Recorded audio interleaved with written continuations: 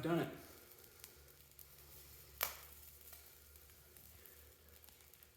That's what we like to see, isn't it? Anyone can go out to their fire pit, lay down a pile of wet sticks, throw some gas on there and light a match. Boom, done. Not everyone can start stuff from scratch. Over the years, I've had to start fires in a variety of circumstances. In the Boy Scouts, they teach you lots of methods, right? They teach you things like start a fire with a battery and some steel wool. Or they hand you 2 matches and say, you have half an hour to get this fire going. Rarely do they actually approach the primitive fire starting methods that is the focus of Naked Infrared. For example, as a Boy Scout, I never once tried a bow drill. Pretty much the focus was just get a fire started using flint and steel. I'll admit, fire's not my strongest skill as far as primitive methods, but I have done it over the years and I can still do it. I need to mention at this point that at one point in my life, I did face death due to not having a fire. When I was 9, I was on a long distance backpacking trip with my dad and my brother.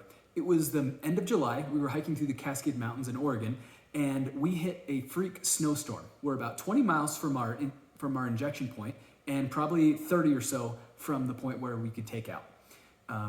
Snow is pounding down, we had inadequate gear.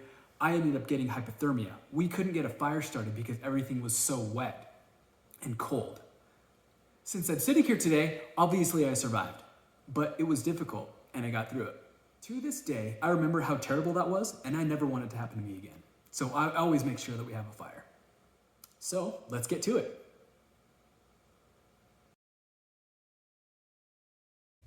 Before we go into demonstrations of any kind, it makes sense to talk about the basics. For example, what does a fire need to stay alive? It needs fuel and it needs air. What kinds of fuel do we need?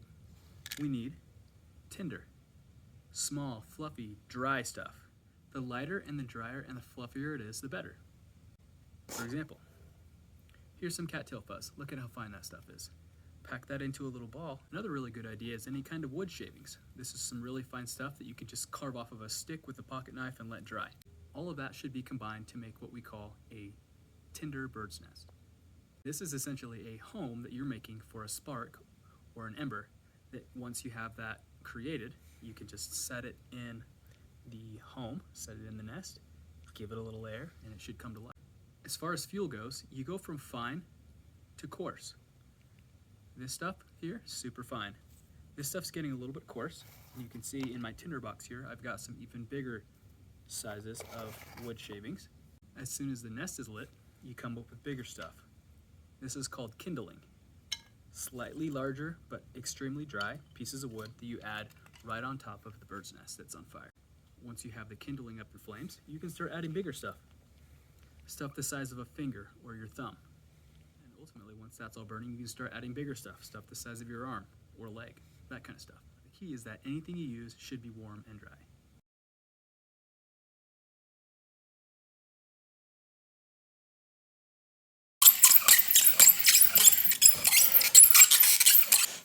So you can see what we've done here, right?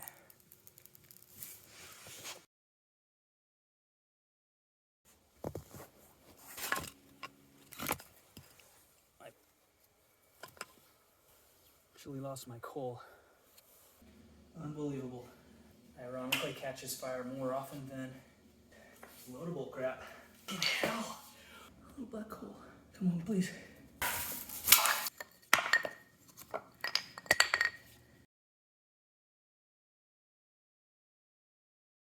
We've just had our worst snow day of the year over the weekend. We got about 8 inches of snow. The ground's covered. I can't see a lot of the resources that are out there, so I'm gonna have to work really hard, take what I can find, and we're gonna build a fire from there. You can see what we have here. Me and my kids built that wiki up a while back. I've come over here to this giant tree to see if I can locate a few things. Number one, I need a good green stick with some bend and some bow in it. I'm gonna need some drier stuff, some straighter stuff that I can use for a spindle. And I need a log that I can split. So this is what I'm probably gonna end up collecting here for my tinder bird's nest. Let me just take a second to show you what I've come back with. As I'd mentioned, we were collecting some tinder. We have a few other items here. This is gonna serve as the base for our bow drill. I found a log. I was able to cut it with a small saw, and then I used a hatchet to chop it down so it's basically flat. It makes a really good base. You can see I've already been testing it a little bit earlier. I was able to find a super straight portion of cottonwood that's working well so far for a spindle. This is my handle for holding the spindle in place. And here's my bow. You'll notice it's got some paracord attached to it. So I got my bow drill set up here. Let's see if we can generate some heat and get some embers going or not. This works. I think I'll have to actually start my fire later, but for now I'm just going to see if I can get some heat going. And yeah, you can see it is smoking down in there. Bowstring's slipping a little bit. It's probably due to using the crappy paracord that I've got. You can see it's starting to go here, creating a nice pile of embers down there.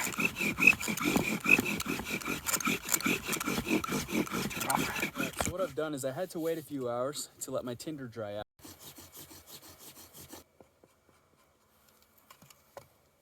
Actually lost my coal. When it comes to fire or anything else, I am nothing if not persistent.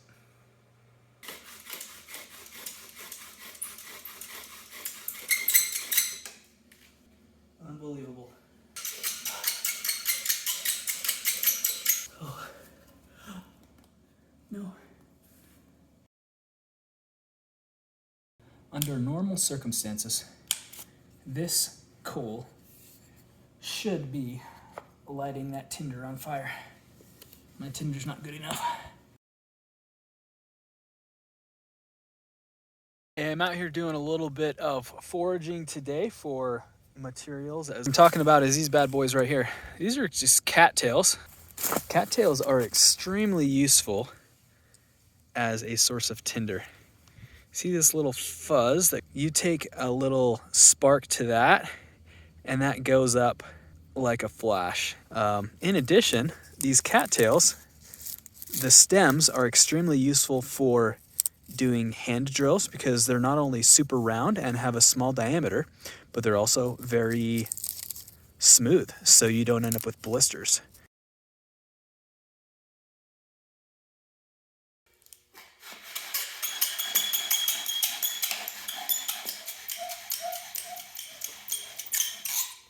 Let that coal simmer there for a minute.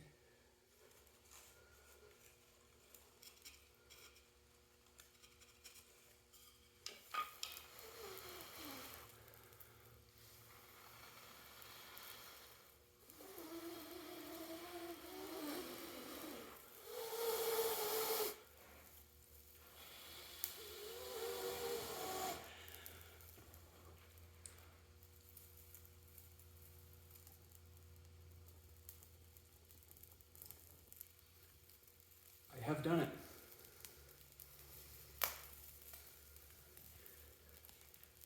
That's what we like to see, isn't it?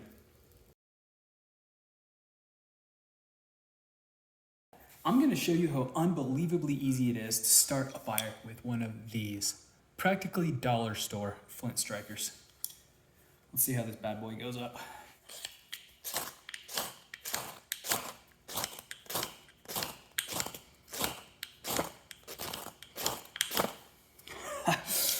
Unfreaking believable. Just gonna take a quick second to demonstrate how easy it is to start a fire if you have something as nice as this little cattail. As I mentioned, this stuff goes up faster than you can ever imagine. Check this out. So here I've just got my bird's nest all set up. I'm gonna try to leverage some of this cattail fuzz into the rest of my tinder here.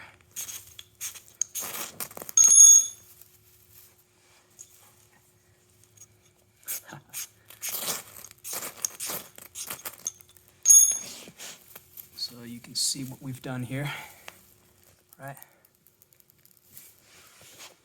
And that, we just add some twigs to that and we've got a fire in real quick.